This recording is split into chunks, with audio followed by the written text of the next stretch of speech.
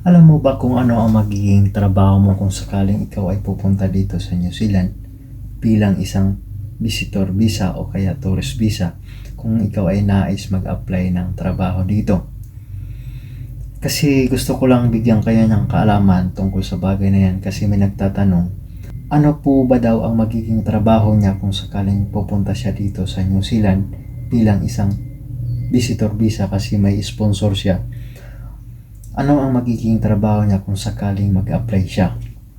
Gusto ko lang kayong bigyan ng kaalaman tungkol sa bagay na yan. Lalong-lalo na sa mga katulad sa mga may mga profession o kaya may mga natapos katulad ng mga engineer, teacher,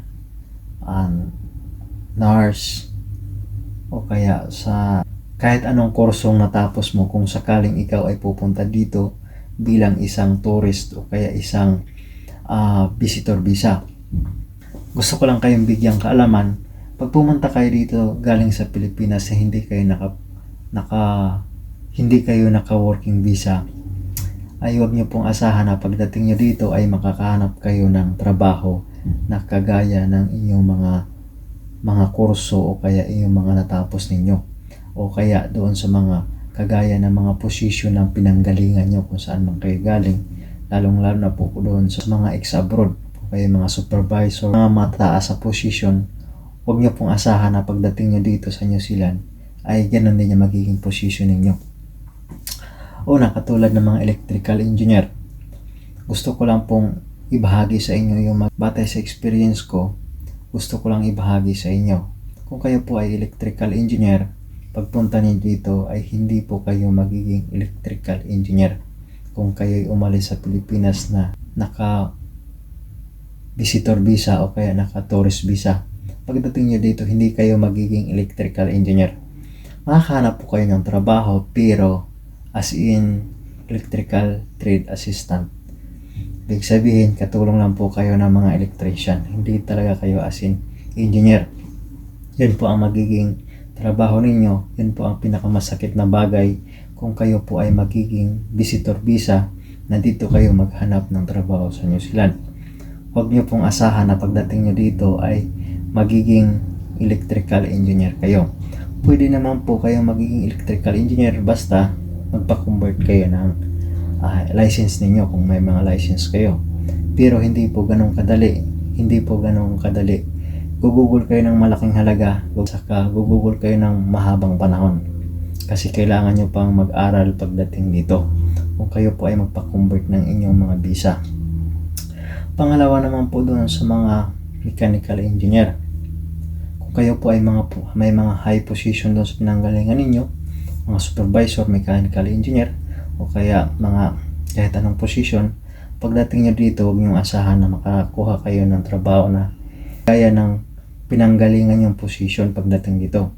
Kasi ang kalimitan mangyari din sa inyo ay helper lang din. O kaya, doon kayo mapunta sa mga mechanical, hindi na po engineer. Yan po ang masakit na bagay kung gusto nyo pong makapagtrabaho. Kasi lahat naman po tayo pag pumunta dito kahit anong trabaho basta pagdating dito makahanap lang ng trabaho. Pero masakit po para sa atin na pagdating natin dito na iba yung position mo, iba yung trabahong ginagawa mo. Yun po ang talaga ang katotohanan pag ikaw ay may nais na pumunta dito at maghanap ng trabaho.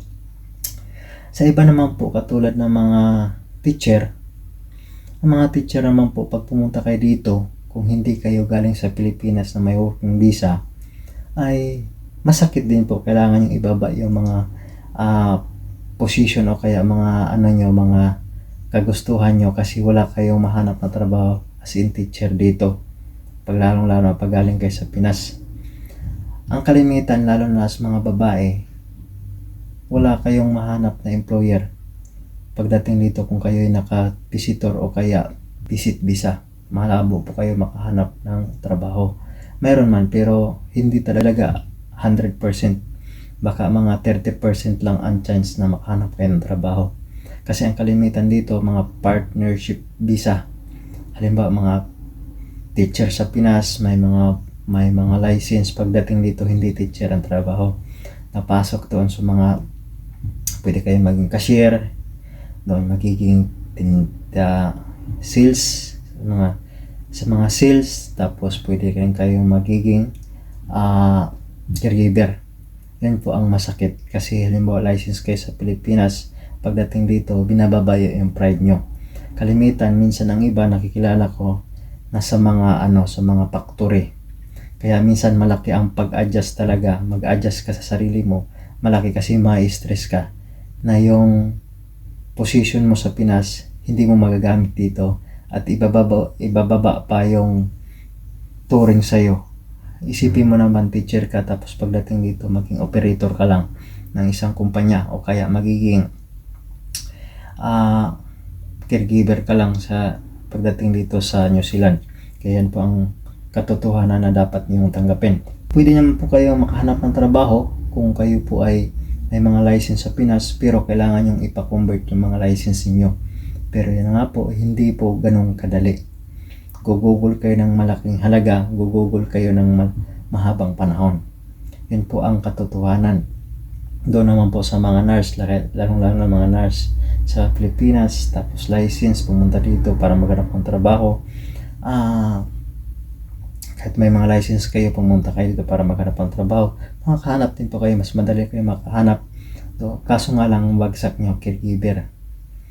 Doon po kayo madaling makapasok, magiging caregiver. Pero mas madali ay yung promotion nyo kasi kung may mga experience kayo bilang isang nurse.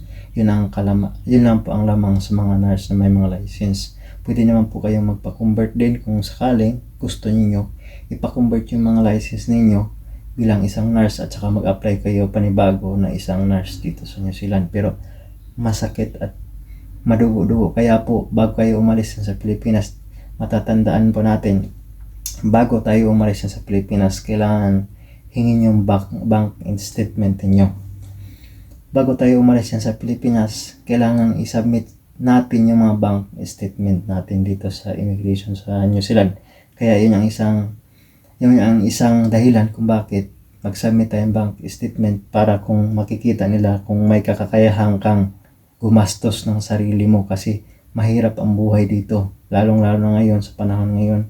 Naranasan namin yung isang taong recession, sobrang stress ang dinanas namin, sobrang hirap, pero kailangan mong magtiis para makasurvive. Sana ngayong susunod na taon, sabi nila babalik na ang normal, sana nga para babalik uli yung trabaho. Yan din ang isang dahilan kung bakit matagal akong nawala, kasi sobrang hirap ng buhay dito. Ang malungkot lang, maraming Pilipino ang umuwi, maraming Pilipino ang pinauwi dahil sa recession na isang taon, mahigit isang taon na. Sobrang hirap. Kaya nga kung wala kang sapat na panggastos, ay may stress ka lang, mas gugustuhin mong umuwi na lang sa Pinas.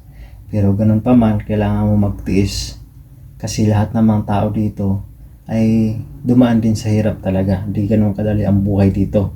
Lahat ng nauna dito, lahat ng nagsasucess dito, dumaan din sila sa sobrang hirap. Kaya sabi nga nila, tiyaga-tiyaga lang. Sana makatiyaga kayo ng hanggang makamit nyo yung pangarap nyo. Yan lang din ang matutulong ko. Sana mabigyan kayo ng kaalaman. Hanggang dyan na lang at maraming salamat.